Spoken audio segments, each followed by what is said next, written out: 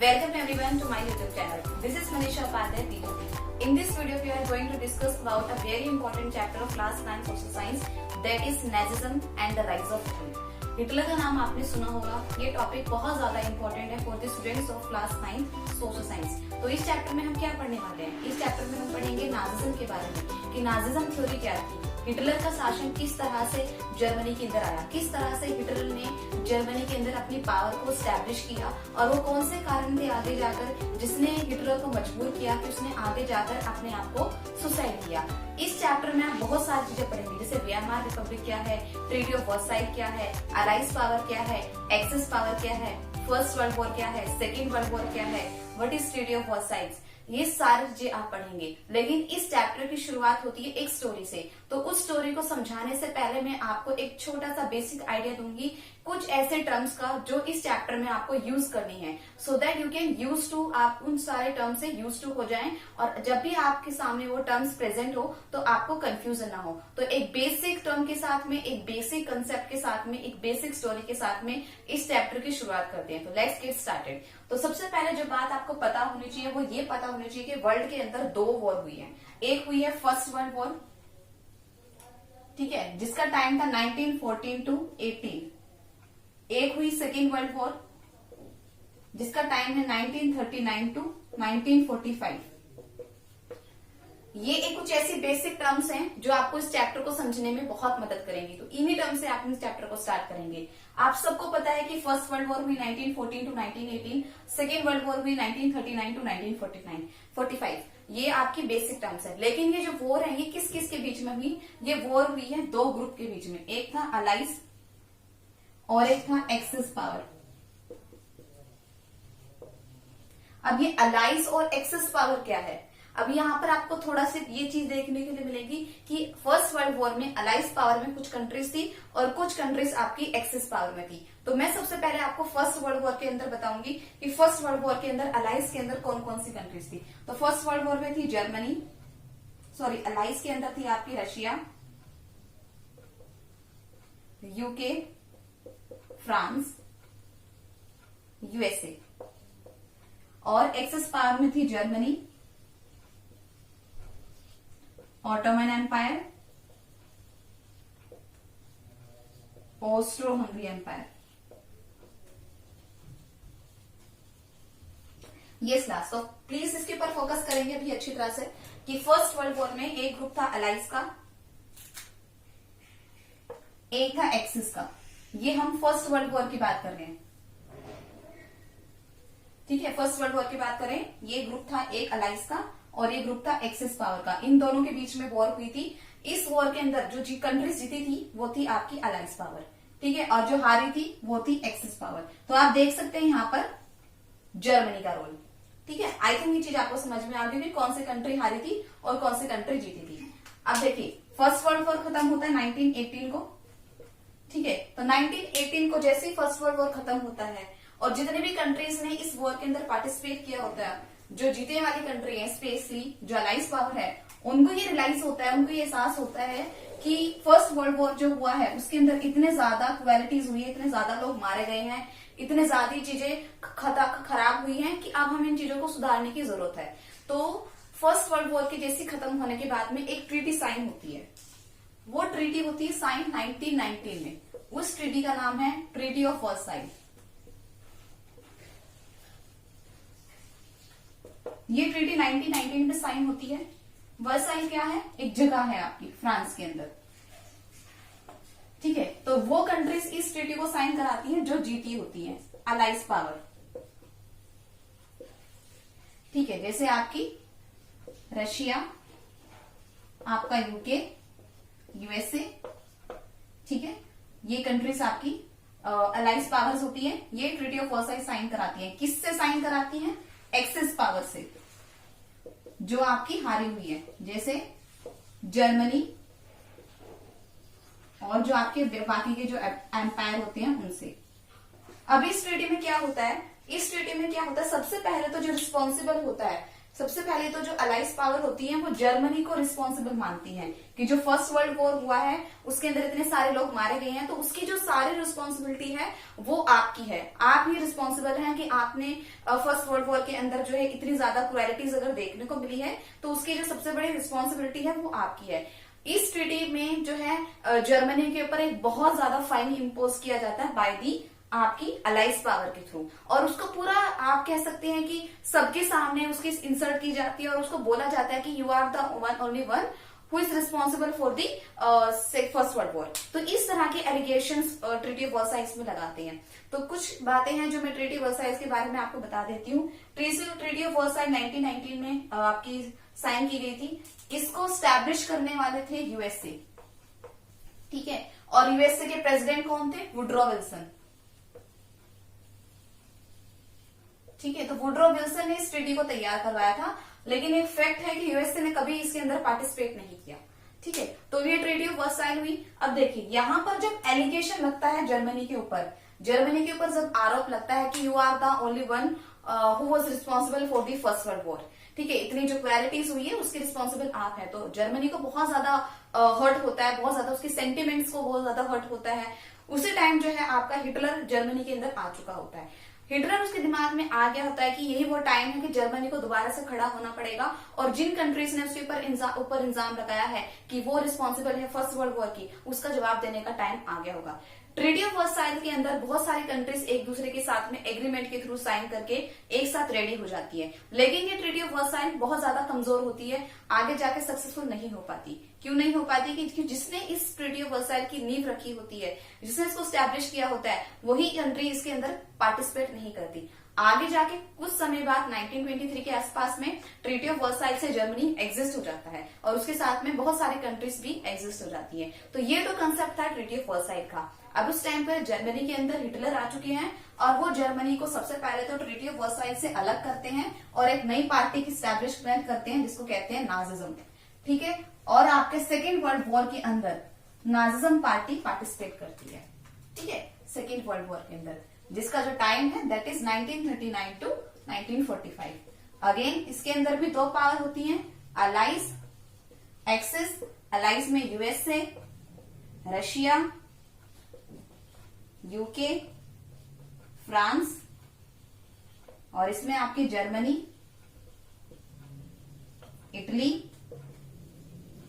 और जापान।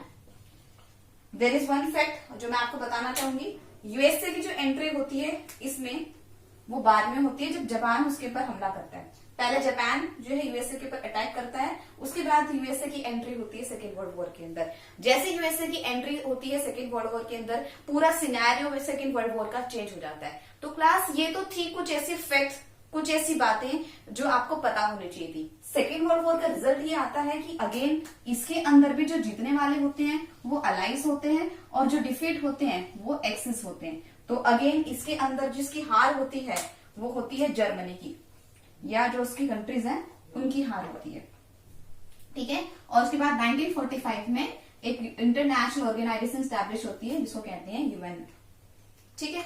तो ये तो था एक बेसिक फैक्ट जो आपको पता होना चाहिए था, क्योंकि आप ये सारी चीजें पढ़ेंगे इस चैप्टर के अंदर। अब हम स्टार्ट करते हैं इस चैप्टर की बेसिक स्टोरी, ठीक है। इस चैप्टर की बेसिक स्टोरी हम स्टार्ट करते हैं कि इस चैप्टर में आखिर क्या आप पढ़ने वाले हैं। देखिए इसकी कहानी स्टार्ट करने से पहले मैं आपको कुछ एक बेसिक स्टोरी बताऊंगी। आपने एक पर्सन का नाम जरूर सुना होगा, एक जिनका नाम है एनी फ्रैंक, ठीक है। इनकी एक स्टोरी आपने अपनी इंग्लिश लिटरेचर की टेक्स्ट बुक के अंदर हमेशा सुनी होगी कि इन्होंने एक कहानी लिखी है। एनी फ्रैंक एक आपकी छोटी सी एज की ही राइटर थी जिन्होंने एक बुक लिखी, एक स्टोरी लिखी। जब सेकेंड वर्ल्ड वॉर हो रहा था उस टाइम पे किस तरह की क्वालिटीज लोग फेस कर रहे थे उसके ऊपर इनकी एक स्टोरी है जो इंग्लिश लिटरेचर की टेक्स्ट बुक्स के अंदर आपकी प्रेजेंट है। तो उन्हीं की एक स्टोरी में है, एक बच्चे का नाम है, उनकी एक स्टोरी मैं आपके सामने बताऊंगी। जो उनकी एक ही स्टोरी है उसी स्टोरी की कहानी आपकी स्टार्ट करेगी इस चैप्टर की लीव, ठीक है। तो उनकी स्टोरी के अंदर एक कैरेक्टर होता है, एक बच्चा होता है जिसका नाम होता है हेलमेट, ठीक है। ये एक बच्चा होता है हेलमेट, ठीक है। ये स्टोरी है 1945 की, जब सेकेंड वर्ल्ड वॉर खत्म होने वाला था उस टाइम की। तो हेलमेट जो है एक नॉर्मल फैमिली के अंदर होता है और ये अपनी पापा और मम्मी के साथ में कन्वर्सेशन सुन रहा होता है कि इसके मदर फादर किसी मैटर को लेकर बात कर रहे होते हैं। कन्वर्सेशन ये होता है कि जो हेलमेट के जो मदर फादर होते हैं वो ये बोल रहे होते हैं कि अब तो सेकेंड वर्ल्ड वॉर खत्म होने वाला है, हिटलर भी अब हार चुका है, तो अब टाइम आ चुका है कि हमें अब सुसाइड कर लेना चाहिए। तो हेलमेट के जो मदर फादर होते हैं वो सुसाइड की बात क्यों करते हैं? वो सुसाइड की बात इसलिए करते हैं कि हम जो है हार चुके हैं, तो जो जीतने वाली कंट्री है वो हमारे ऊपर रूल्स रेगुलेशन इम्पोज करेगी, हमारी जो लाइफ है बहुत ज्यादा खराब हो जाएगी, या उन कंट्रीज के ऊपर या उन देशों के ऊपर जिन पे हमने सेकेंड वर्ल्ड वॉर पे हमला किया था वो भी हमसे बदला लेने की सोचेंगे। तो हमारी जो सिचुएशन है वो पहले से बहुत ज्यादा खराब होने वाली है। तो इस अनपीसफुल सिचुएशन में रहने से ज्यादा अच्छा है कि हम सुसाइड कर लें। तो ये कन्वर्सेशन जो है हेलमेट जो है सुन लेता है जो उसकी मदर फादर कर रहे होते हैं। इस कन्वर्सेशन के कुछ दिन बाद ही हेलमेट की जो फैमिली होती है वो गेट टुगेदर करने के लिए पिकनिक पे जाती है और उसी के 2-3 बाद देखने को मिलता है कि जो हेलमेट के जो फादर थे उन्होंने अपने आप को गोली मार दी। ठीक है, तो ये एक बेसिक स्टोरी थी। इस स्टोरी से आप ये देख सकते हैं कि उस टाइम के जो लोग थे उनके मन में कितना ज्यादा डर था, कितना ज्यादा खौफ था अबाउट दी कंट्री की। देश के अंदर वो रहना चाहते ही नहीं थे, देश के अंदर उनको डर लग रहा था रहने से। तो ये एक स्टोरी आपको उस टाइम के लोगों की जो मेंटल स्टेबिलिटी है उसको जानने में आपकी मदद करेगी। अब हम स्टार्ट करते हैं आपकी नाजिज्म स्टोरी के बारे में। ठीक है, इतना तो आपको पता हो गया, लग गया होगा क्लास। ठीक है, कि जो नाजिज्म है दैट इज आइडियोलॉजी। नाजिज्म क्या है? एक आइडियोलॉजी है, एक विचारधारा है। और हिटलर क्या है? एक लीडर। तो क्लास एक हिटलर यानी जो लीडर है उसकी विचारधारा है नाजिज्म, यानी जो लोग इस विचारधारा को फॉलो करते हैं उसको नाजिज्म कहेंगे। ठीक है, तो ये एक बेसिक स्टोरी है। आपने एनी फ्रैंक के बारे में चलिए। नाजिज्म एक आइडियोलॉजी है हिटलर की। हिटलर क्या चाहता था नाजिज्म थ्योरी की तरह? वो चाहता था to make German mighty power. क्या चाहता था? To make Germany a mighty power. एक माइटी पावर में उसको स्टैब्लिश करना चाहता था हिटलर। एक जर्मनी को चाहता था कि वो बहुत ही मजबूत देश बने, बहुत ही पावरफुल कंट्री बने। ये आपकी हिटलर की आइडियोलॉजी थी। ठीक है, तो जो लोग उसकी आइडियोलॉजी में बिलीव करते थे वो ठीक है, वो उसके साथ से लिए। जो उसके साथ में उसकी आइडियोलॉजी में बिलीव नहीं करते थे उनको वो रास्ते से हटा देता था। तो ये थी विचारधारा आपकी हिटलर की, नाजिज्म की। नाजिज्म जब भी शब्द आपके सामने आएगा आप एक बात को ध्यान रखेंगे कि ये एक विचारधारा है। ठीक है, जो किसकी है? विचारधारा ऑब्वियसली एक लीडर की होती है, that is Hitler. Hitler want to make Germany a mighty power. एक बहुत पावरफुल कंट्री स्टैब्लिश करना चाहता था हिटलर, नाजिज्म। ठीक है, अब मैं आपके सामने पूरे स्टोरी स्टार्ट करती हूँ। अब इंसिडेंट स्टार्ट होता है 1945 से। ठीक है, तो पहले की जो सारी बातें हैं बेसिक वो आपको थोड़ी सी जानने में मदद करेंगी। 1945 में का टाइम होता है जब आपका सेकेंड वर्ल्ड वॉर खत्म हो जाता है। तो जर्मनी क्या करता है? अपने आप को सरेंडर कर देता है। सरेंडर इटसेल्फ टू किसको? एक्सेस पावर को। ठीक है, अपने आप को सरेंडर कर देता है किसके सामने? एक्सेस पावर के सामने अपने आप को सरेंडर कर देता है। ठीक है, ये आपको पता ही होगा कि एक्सेस पावर कौन है, एलाइज पावर कौन है। एक्सेस पावर वो जिन्होंने सेकेंड वर्ल्ड वॉर को जीता, जिन्होंने आपकी सरेंडर कर देता है अपने आप को अलाइज पावर के थ्रू। माफ कीजिएगा, अलाइज पावर को सरेंडर कर लेता है। अलाइज पावर वो जिन्होंने सेकेंड वर्ल्ड वॉर को जीता है और एक्सेस पावर वो जो हारी है। तो अपने आप को वो सरेंडर कर देता है जर्मनी। और इसके बाद में क्या होता है? एक इंटरनेशनल मिलिट्री स्टैब्लिश होती है, एक इंटरनेशनल ऑर्गेनाइजेशन स्टैब्लिश होता है। ठीक है, इंटरनेशनल। आपके सामने जब भी एक वर्ड समझ में आए, ट्रीटी वर्ड आए, तो ट्रीटी से जो वर्ड से जो मतलब है वो होता है संधि, विचारधारा, समझौता, एग्रीमेंट, डॉक्यूमेंट। जो वर्ड आप यूज करना चाहें वो यूज कर सकते हैं। तो जैसे ही सेकेंड वर्ल्ड वॉर के बाद में जर्मनी अपने आप को उन शक्तियों के आगे सरेंडर कर देता है जो सेकेंड वर्ल्ड वॉर में जीती होती है, तो उसके बाद में क्या होता है? एक इंटरनेशनल मिलिट्री स्टैब्लिश होती है। ठीक है, एक इंटरनेशनल ऑर्गेनाइजेशन स्टैब्लिश होता है। किस लिए? To prosecute the Nazis. ठीक है, टू प्रोसिक्यूट नाजी।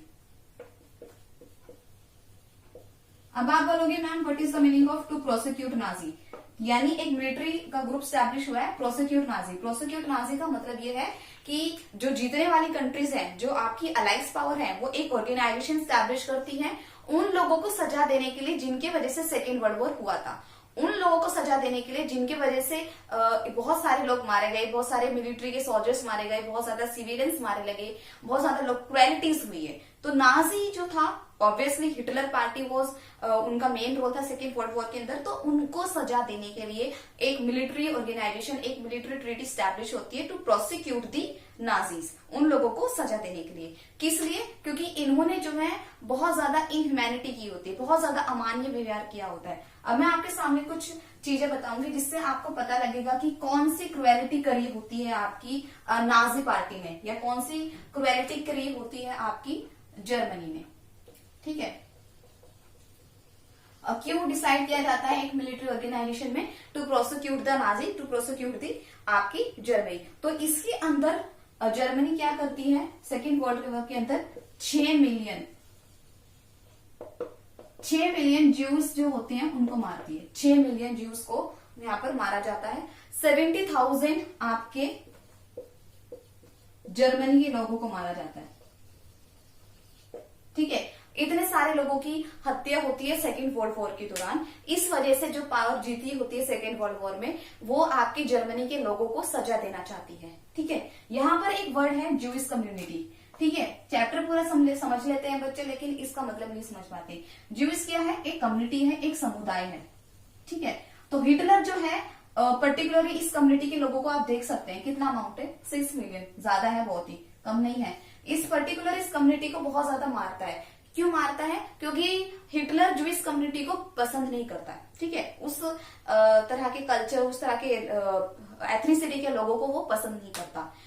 ठीक है, सबकी अपनी अपनी विचारधारा है। बहुत सारे हिस्टोरियंस कुछ ज्यूइश कम्युनिटी के बारे में अलग अलग व्यूज रिप्रेजेंट करते हैं। ठीक है, कुछ बोलते हैं कि इनका जीसस क्राइस्ट से कुछ लेना देना है, जिन्होंने जीसस क्राइस्ट को मरवाया था तो ये लोग वो समुदाय थे।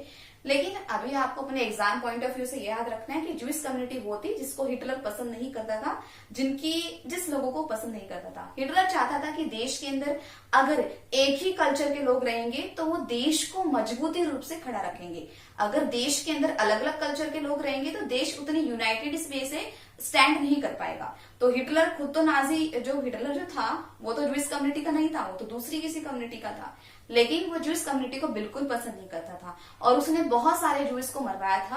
आप देख सकते हैं 6 मिलियन को। अब आप बोलोगे मैम ठीक है, ये तो समझ में आ गया, ज्यूइश कम्युनिटी को उसने मरवाया, लेकिन जर्मनी के अंदर 70,000 लोगों को क्यों मरवाया? अपने ही लोगों को क्यों मारा? अब देखिए, इनकी कंट्रीज के अंदर कुछ ऐसे लोग होंगे जो फिजिकली चैलेंज होंगे, जो वॉर के अंदर पार्टिसिपेट नहीं कर पाते होंगे, या कुछ ऐसे लोग होंगे जो जर्मनी के अंदर हिटलर की आइडियोलॉजी में बिलीव नहीं करते होंगे, जो नहीं चाहते होंगे सेकेंड वर्ल्ड वॉर के अंदर हिटलर पार्टिसिपेट करे। तो ये वो लोग थे। तो जो लोग उसकी जीत के रास्ते में रुकावट का रास्ता कर रहे थे, उन लोगों को उसने रास्ते से हटा दिया। तो इतने सारे लोगों को मरवाया था, इतना सारा नरसंहार हुआ, इतना ज्यादा इनह्यूमन डाटा आपके सामने रिप्रेजेंट हुआ है, जिसके साथ में इतना ज्यादा क्रुएलिटी हुई। इनके वजह से सेकेंड वर्ल्ड वॉर के बाद में जो देश जीते थे, जो आपकी अलाइज पावर थी, उन्होंने डिसाइड किया कि हम नाजी गवर्नमेंट को प्रोसिक्यूट करेंगे, हम उनको सजा देंगे। तो आई थिंक अब आपका बैकग्राउंड जो है समझ में आ गया। तो सजा क्या देने की बात होती है? Sentenced 11 leaders Nazis to death. तो क्या सजा दी जाती है? जो 11 लीडर होते हैं, 11 लीडर होते हैं नाजी पार्टी के, ठीक है, उनको डेथ की सजा दे दी जाती है। ठीक है, उनको फांसी की सजा दी जाती है। ये सजा वहां पर डिक्लेयर होती है। तो क्लास, इस वीडियो के अंदर हमने एक बेसिक कंसेप्ट जाना आपकी नाजिज्म पार्टी का, एक हिटलर पार्टी का हमने एक बेसिक कंसेप्ट जाना। इसमें आपको पता लगा होगा कि फर्स्ट वर्ल्ड वॉर क्या है, इसमें आपने देखा कि सेकेंड वर्ल्ड वॉर क्या है, आपने देखा कि what is treaty of Versailles क्या है, आपने देखा कि नाजिज्म क्या है। Nazism is basically the philosophy और the ideology of Nazi party leader Hitler. ठीक है, ज्यूइश कम्युनिटी क्या थी, उसके साथ में हिटलर क्यों पसंद नहीं करता था, एनी फ्रेंड क्या थी। तो एक चैप्टर की जो बेसिक नींव जो तैयार होती है वो इस चैप्टर में हमने डिस्कस करी है। In the next video we will discuss about the further part of this chapter. Till then, thank you so much. If you like this video, please like, share and subscribe my channel. Thank you so much.